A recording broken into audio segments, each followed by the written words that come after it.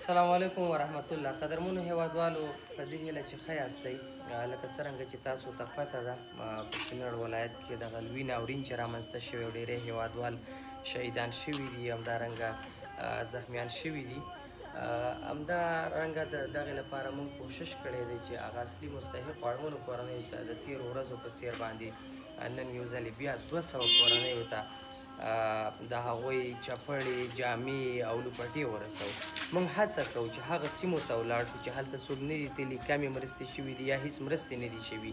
موږ به کوشش کوو چې دغه د رضاکارو ځوانانو، ملګرو، دوستانو په هماهنګۍ هغوی په سره په ګډه باندې چې هغوی موږ ټاکلي دي څوکۍ کې ځو به او همدغسې ټیمونه به جوړ او مختلفو سیمو ته به یې لېږو، لرو پرتو سیمو ته، تر څو پورې دغه ستاسو مرسته او همکاري هم هغوی ته ورسوي. دا شهید وطن، دا یتیم ملت، خدایه ته کوی مهربان. دوستانو، په دې هیله چې ښه یاستئ. لله الحمد دغه 200 کسانو ته مو مرسته، لکه څنګه چې سهار مو یادونه کړې وه، په دغه کې چپړې، همدارنګه ټیکري او جامې لباسونه دي. دغه مستحقو کورنیو ته راورسوله. دغه کورنۍ دي چې د پره بانډونه هغه راغلي دي، هغه متضرره کورنۍ دلته په همدغه خیمو کې اوسېږي، دوی ته به توضیح کوو انشاءالله. چې کوئی بچي دي 12 کسه دي، ټول خاندان د منځه تللی د کور پرې راناستو. نو ټول کورنۍ د منځه تللي، یو پلار پاتې شوی، درې دا بچي دي، مور یې، ورونه، ټول د منځه تللي.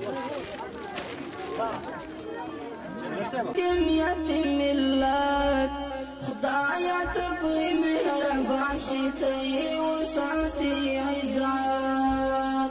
خدایه ته کوی مهربان شي، ته یې وساتې عزت. ناوې ناسته وي بېغمه د خپل خوږ اشنا په تمه، ناوې ناسته وي بېغمه د خپل خوږ اشنا په تمه، چې اشنا یې راشي کور ته وي په وینو کې لطفت.